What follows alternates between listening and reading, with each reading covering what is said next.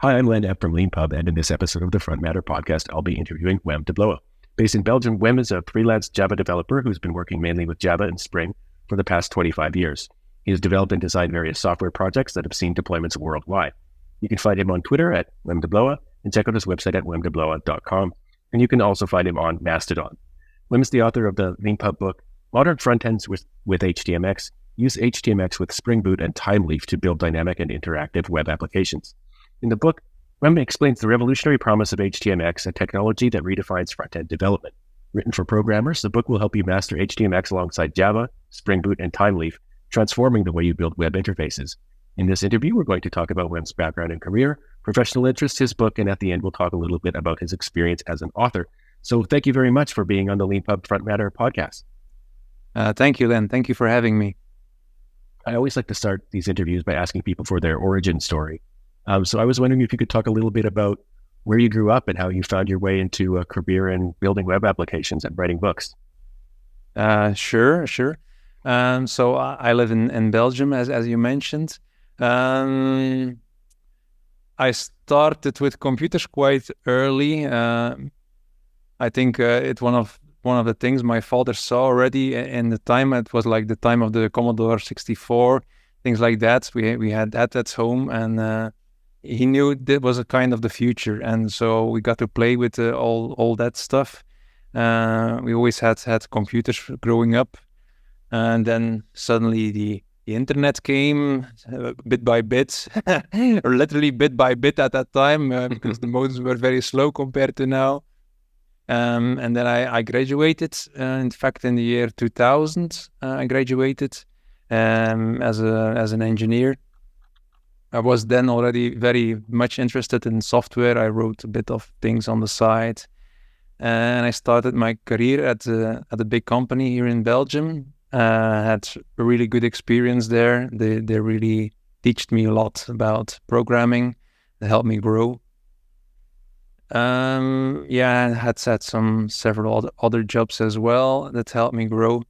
But then to get to the book story, so I had a book before this one. It's called Taming Thymeleaf. That was my first book on Leanpub. And in fact, it was never my intention of writing a book. It was more like I have a bit of bad memory, and sometimes I just write down stuff. So I remember it because I was in a consulting business at the time, and we started lots of projects, and sometimes you copy from the previous project a bit, like how did I do that there, and then you look up the previous project and things like that. And I was like, I'm going to start to write these things down so I can quickly find them back. And then kind of naturally that grew into a book, and then I looked into how can I get this book out of the door, and maybe some other people will be helped with that. So that's when I got to Leanpub. I already knew Leanpub from other book authors. So I made a PDF, got an account, and I got the book out of the door, which was really exciting to do at first. I was like, if I ever sell 50 books, that would be really, really great. Now I sold 10 times that much, and then now I'm on my second book. So, yeah. Yeah, thanks very much. Yeah, thanks very much for sharing this. I'm glad to hear it's fun. Sometimes people think writing books is all pain and suffering, but there can be fun. One thing I wanted to ask you about. So, I'm just looking at your LinkedIn profile here, and I believe you studied electrical engineering at university. Yeah, indeed. How did you get into actually programming? Well, to be honest, the programming part was the only part of the whole curriculum that really interested me. But here locally, we didn't have really at that kind of level and a software study that I could do. So they had like this electronic study, and then with an option, it was like an add-on or a specialization into ICT and programming. But I learned a lot on my own, I must say. So it started all with the Commodore 64, like I told you, and then some books, and you just type over and you try some stuff. And when I was in what you call in the US high school. I then did in QBasic, I believe it was. Then I did like graph drawings of a sign and all this, like these formulas that you learn then in high school about how mathematical functions are plotted. In fact, my code was so bad, it drew very slowly, but it was like animated. So it was like probably because it was badly written, but anyway, it did it, and it was kind of nice because it was animated. But so and then I just learned from there a lot of learning on the internet later on, and books, and learning from colleagues as well. At my first years on the job, I learned a lot there as well. That's really great. I've heard sort of people have different vintages, and that sort of there's a certain vintage of Leanpub author and programmer out there who started with the Commodore 64, literally buying paper books or magazines and copying programs, like character by character from the book or magazine into the. And in the beginning, you have no clue what you're doing, but you learn bit by bit, and you write little programs, and One question I always like to ask people when this topic comes up on the podcast is, if you were starting out now, like you were graduated high school, as we call it in North America now, with the intention of having a career like the one you've had, given all the online resources, given the availability of books like yours, for example, and things like that, would you study at university for a full degree? I think that's still a very good option. The problem is, the good thing is there is a lot, and the problem is there is a lot. So it's kind of how do you know where to start? How do you structure your learning?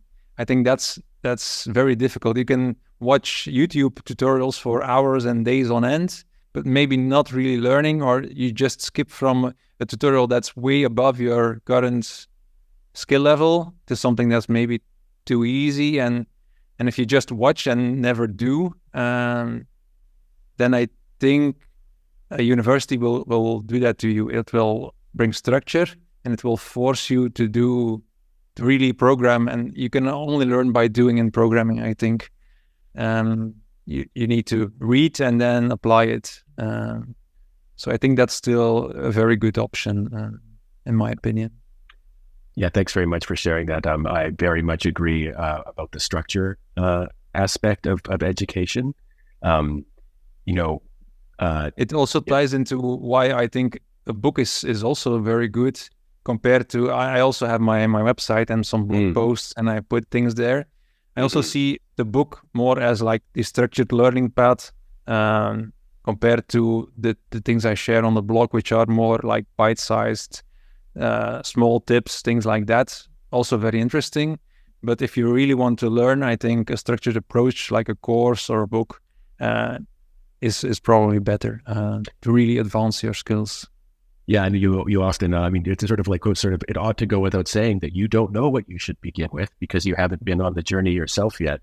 That does imply trusting a teacher at some point, but I'm just thinking of an analogy from martial arts. I used to study some traditional Chinese martial arts, and every once in a while someone would come into the school and be like, "Can you teach me nunchucks?" And it's like, well, first you have to strengthen your legs. And that means just like standing in the horse riding stance for an hour, kind of like, we didn't do an hour, but like, you can actually spend your classes just like working on your stance. That's what you're going to be doing for a year. And then, and then after that, we'll maybe teach you some fighting. And then a year later, maybe you'll get to like, use a weapon, but we're not going to it would be dangerous to give you a weapon on day one. I can relate. I can understand what you mean. Mm-hmm, mm-hmm. And so just one question I want to ask, because one of the privileges of this podcast is getting to interview people from all around the world. What's the tech scene like in 2023 in Belgium? Well, I only know what I know, obviously. So currently it's good. There's lots of demand at this point. So I think for seasoned consultants or senior consultants, there's lots of demand. Of course, it's more. I think it's getting more and more difficult for junior developers. So the company I currently work with, they have a good policy for helping out juniors. I have 2 now on my team as well that I'm helping out. I think it's important because if we don't help juniors, there will be no more seniors at the end, right? So yeah, Yeah, absolutely. it's difficult because companies always want like immediate results, and when you get from school, you think you know everything, and then you get to the job, and then it's kind of okay, maybe I don't know everything, but that's all normal, and it's all part of the learning. But we have to help the juniors, right? Help their journey. Yeah, one way you could do that is writing books, and you've got a new one out. You've got a new one out, which is very good. Modern front ends with HDMX, as I said. And so one thing I was looking forward to about this interview is that in order to explain what HDMX is, you kind of have to explain how web applications work, Right? Which you do in your book, and I think that would be a great sort of thing to talk about on the podcast, because probably a lot of people are watching this through a web application. They probably use them all day long, every day. But how do they actually work? Is an interesting question to answer. And so my bigger question is, what's HDMX?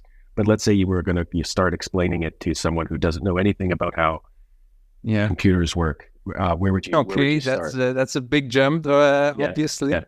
Mm-hmm. So, everybody, I assume, knows how to browse the web and go to a web page. So what happens basically is the web server will, when you enter a URL in your browser, the web server returns the web page, which is HTML. HTML is the thing that your browser renders. It contains like the text you see, it contains links to the images you see, it contains links to the CSS. That's how it's styled, like big letters, small letters, all these kind of things. And you have your page displayed.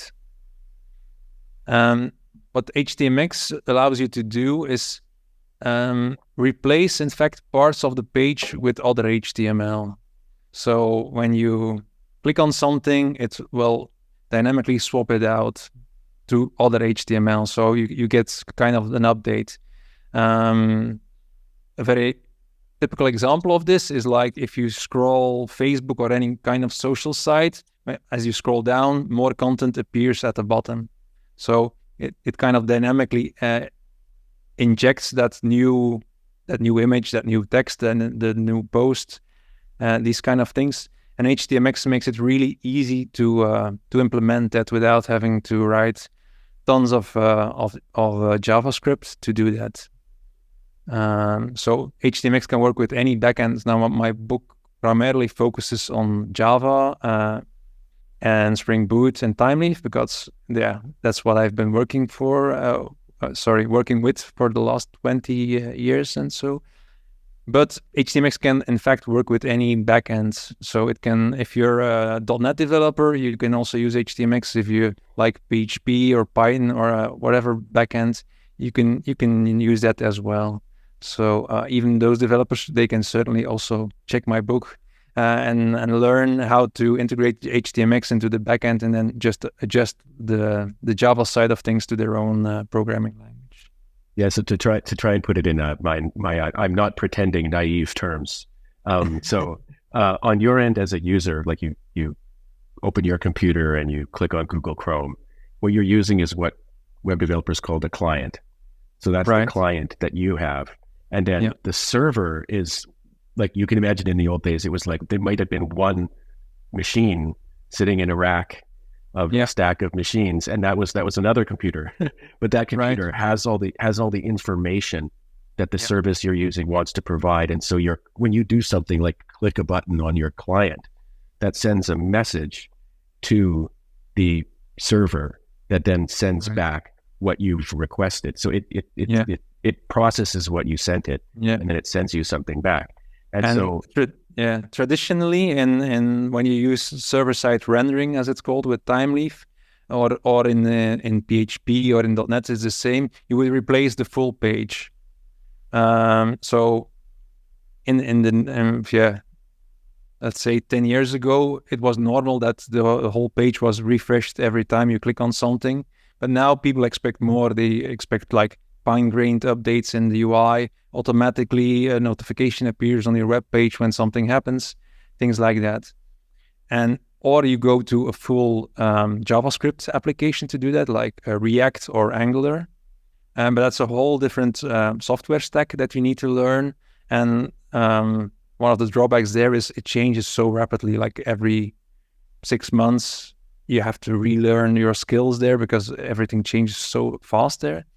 And with HDMX, you can just take the skills you already know, or they, in my opinion, are easier to learn and more steady as time goes by. And you can just add HDMX to that and have those fine-grained updates and deliver like the user interface things that people expect nowadays. Like that's why the book is called Modern Frontends, because people expect this high degree of interaction, so they don't have to refresh the whole page and lose their scroll position and things like that. So that's what you can do with HDMX. Yeah, and so instead of maybe just maybe I might have this completely wrong, but the server needs to send less information to the client. Is that right with indeed. HDMX? It doesn't send back the whole page, just like a small part of the page that you want to have updated. That's cool. Like a very simple example of that would be like just lazy loading. You just load a few blocks, and then as you scroll and you bring things into view, you ask to the server, "Oh, give me more information." This is what you can call it lazy loading, or just endless scroll, where you like on Facebook, or where you can. Some people call it doom scrolling, but yeah, that's if you're looking at bad things on purpose, kind of. That's really great to hear how these things work, and it's probably an interesting insight to people who aren't programmers themselves, that like things are changing so fast all the time. That like programmers you need to like, as a programmer, you need to learn how to learn. That's kind of one of the primary things you need to do. It's not like you just learn one set of things and then you just use that forever. It's like a very dynamic activity. Yeah, you really need to stay up to date with all these things. So books help, obviously, but also just being on Twitter or on various other social media, going to your local meetups also helps a lot. And having good colleagues to learn from, that also helps a lot. That reminds me of something very specific where, we're kind of past it now, but and as speaking of coming from a certain vintage, I think we come from a similar one. I might be a little bit older than you, but I remember when you mentioned the internet came around, right? And all of a sudden that meant that if you wanted to write programs, you didn't have to necessarily go buy paper books or paper magazines. There were resources online that you could access, and a lot of this happens in communities and things like that. And it's funny that this might sound funny to people listening to it now, but there was a time when it was like controversial to give employees access to the web on their computer at work, because managers thought, oh, you're just going to be wasting time on. This was before Facebook, but that became a kind of avatar of it. You're just going to be wasting time on Facebook, or in some chat community or something like that. But the fact is that for programming, particularly because there's always more to learn, new things are always coming up and things are always changing. Being engaged with the community constantly, like not all day long exclusively, but like being engaged, like, so for example, being on Twitter, like that's a person doing work. If they're engaging with it correctly, they're not just sort of wasting time. Yeah, true. And there's now GitHub as well, and all the whole open source thing, and also ties into like what you had before was like, this is my part of the source code in companies, and some companies even today still have this, like, I need to close this for my colleagues because that's my part and it's my job security. And we don't see that anymore, I think, in the modern programming, and nowadays it's a lot more open. People pair program, work together, because problems are getting more and more complex. Because like all the basic stuff, we have open source libraries now for that. So before you could spend hours, weeks, months, maybe even building like this ground layer of some kind of in-house framework. But now we have so many very good open source libraries you can build upon. So it's more and more important that as a programmer, your more engaging with the customer and not just like the old cliche of the programmer sitting at home in the dark and not talking to anybody, just shove the piece of box under the door, things like that. I don't see that anymore because most of the people are solving real customer issues and not so much working on framework things anymore. One thing when I'm sort of shouting at an app that I'm using and shaking my fist at it is that I'm always reminded of is like, oh, the people who made, I mean, it's not necessarily the programmers, but like the people who made this don't use it. The people who made this don't interact with people who actually use it. And you can, once you've noticed that pattern, you can see it. And it's like, oh, like the idea of these separation, these conventional separations breaking down is actually really good for like making better products that work better for people. Most software developers, well, not everybody, but a lot of software developers I know, their nicest projects to work on is where they can closely collaborate with the end customer. Because then you really feel like what I'm doing here, it matters. It matters to the person. And if you have like 10 layers of managers in between the user and the developer, then things kind of break down or it becomes difficult to know like what do they really want? Do they really use this? And then you get these things that users are frustrated, like what were those developers thinking? But maybe they didn't know like people cannot use it like that so. Yeah, that reminds me, one in-house practice we have at Leanpub is that when someone reports an issue or asks for a feature or something like that, we when we create the story in Shortcut, which is what we currently use for managing kind of developer stories and things like that, we always include, like, we copy paste the message from the customer, so that the developer doesn't just get a kind of set of requirements. They also see like how this person expressed the frustration that they have or the problem that they encountered, and seeing how they express it, having like a kind of like name attached to it, and like the words that the person actually wrote really help like people like understand the context of it and how things that, for example, like again, like not everybody, even someone who like uses an app themselves that they're building, they don't use every aspect of it, or some aspects of it might not be important to them at all and will be entirely important to other people. And these things can be a really good reminder that like, how other people are actually looking at the thing that you're doing, and help you make like the nuanced decisions, like when it comes to the notoriously difficult thing about naming things and stuff like that. Really help. And so what you said about maybe you're not using the full app, it reminds me of something I read once about Microsoft Word. Like everybody says, oh, I'm only using 5% of Word, and then somebody on the team said, yeah, but everybody's using another 5% of Word, so that's why we have such a big application. Not sure if it's true or not, but I thought it was a funny story.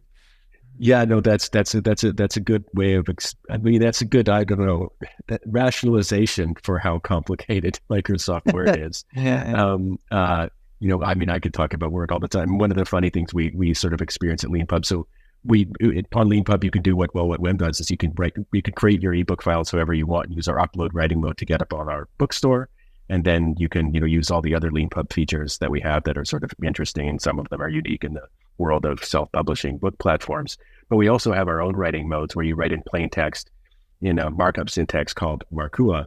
So basically all this means is like, if anyone remembers what typewriters were, the reasons typewriters had an underline feature was to indicate that this should be in italics when it's actually turned into like a printed book. I didn't know that. Yeah. So like that was a markup syntax was basically being used, and that's what underlining was for. Or at least that's one of the major uses that were made of it by book publishers when they were publishing books. And but of course we get people who come to Leanpub and they're like, they see this writing mode and they try it out and they're like, plain text markup syntax, this is all too complicated. And I'm like, you're using Microsoft Word. Microsoft Word is 10,000 times more complicated than this. You can take whole courses on Microsoft Word. But in any case, I'm digressing. It's true that, seeing how different people are using a product that you're working on, I completely agree with you. Having that connection between not just the sort of like, customer support and the customers, but like actually like the person at the very end of the line who's actually doing the building, and having some connection to the customer can really make a big difference. Yeah, sure. Yeah.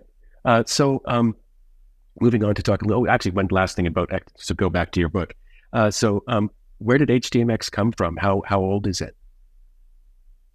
How old is it? There is a project before HDMX called intercooler.js that I know. So for clarity, I did not write HDMX at all. I'm just an enthusiastic user. So Carsten Grols is the inventor of it, the main developer. And he had a similar library called intercooler.js. I'm not sure what happened to that. It still exists, I think, and why he switched it up to HDMX, that I don't know either. But I know that's like the thing, and I started some year ago, I think, with HDMX. And the main reason for me to look into HDMX is, I'm a Java developer, and I really don't like much the whole Angular and Reacting. I think it's way too complicated for what it does. So, but of course, I'm not blind to the drawbacks of using Thymeleaf and server-side rendering. Like I said, the whole page re-renders and all these modern UI features you cannot implement properly with that. So that's why HDMX drew my attention. If you look at the examples on the website, it shows all these nice UI patterns that you can implement with it. And it was like a few lines of code, and I had amazing results in no time, let's say. So that's what really drew me in. And then I started to study it a bit more, write some blog posts about it. And then I was like, maybe I can write another book. Yeah, actually, that's a great opportunity for me to segue into the last part of the interview, where we talk about the guest's process for writing and things like that. Okay. And so I mean, you've written like this new like big, it's like almost 300 pages with like big pages. And as you were talking about structure before as well, so I was wondering if you could talk a little bit about your approach to writing. Do you sort of make an outline and block off time and things like that? Well, no. I have to be honest. So my first book was very unstructured. I have to say, I was like developing in my first book. You develop an web application from like zero to the finished product. You just chapter by chapter you add stuff to the same application, and you build the whole application. And I kind of had a rough idea where I wanted to go, but I didn't write an outline. It grew very naturally, just writing the book, writing the code, like side by side, write some code, write some chapter on that as I progressed. So it was for me even kind of strange at the end that I had like, oh, this was like very structured, the outcome in the end. So that was good. But now for HDMX, it was a bit differently. There, I really created an outline before, like, these are the topics I wanted. And the structure was like, I'm going to explain like 2-3 chapters of things in HDMX, and then I'll build a bigger example. And then again, 2-3 chapters explaining some other stuff. And then again, a bit of a bigger example to show how everything works together. That was the main idea I had for this book. As the writing itself, what I use is ASCII doc, mainly because I think the thing you have right now with the Markua thing was probably not there quite yet at the time when I started my first book. So, and I was already using ASCII doc, which is very similar to Markdown and to what you guys have right now. But the main thing for using ASCII doc is I can take snippets of code from my actual code and inject them into whatever into my book, and then generate a PDF out of that. So that's a big advantage because I know the code is correct, which I put in my book because it's the actual code that I tested and ran as well. So that's really nice. Also, it's very nice when I need to update. I can update the example code and then regenerate the book, and it has all the correct updated code, in fact, in the book. So and for my new book, I was kind of doubting what to use, but I opted in to stay with my system that I knew, and also because I wanted to have the same styling and things like that, and that's why I went with OsciDoc once more. The last question I always like to ask on an episode, if the guest is a Leanpub author, is if when you are using Leanpub, there is something that has had you shaking your fist at it going, damn you, Leanpub, that's either broken or really unusable, or if that you would ask us to fix for you, or if there was some magical feature we could build for you, what would you ask us to do?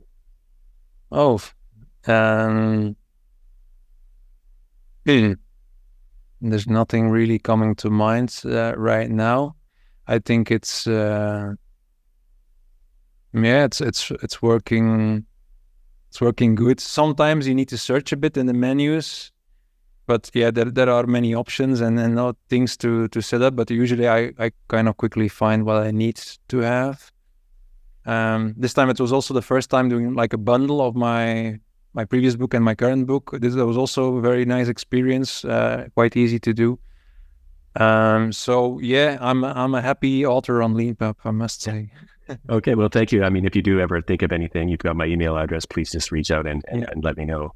But I'm actually particularly glad to hear that the bundle process worked, because that's like, it's like, and that it was simple, because it's kind of, it's a little bit that it could use some refinement, but I'm glad to hear that it's sort of like easily sort of understood. Yeah, it was perfectly fine. Okay. Well, Wim, thank you very much for taking some time to be on the podcast with us today. And thank you very much for using Leanpub as a platform for your book. We really appreciate it. We always love to see great new books show up. Yeah, thank you for creating Leanpub. I think without Leanpub, I probably would have never written any book. And I'm very grateful for the opportunity and the platform you have built and you're still building. So I think it's very nice that you have done that. Thank you.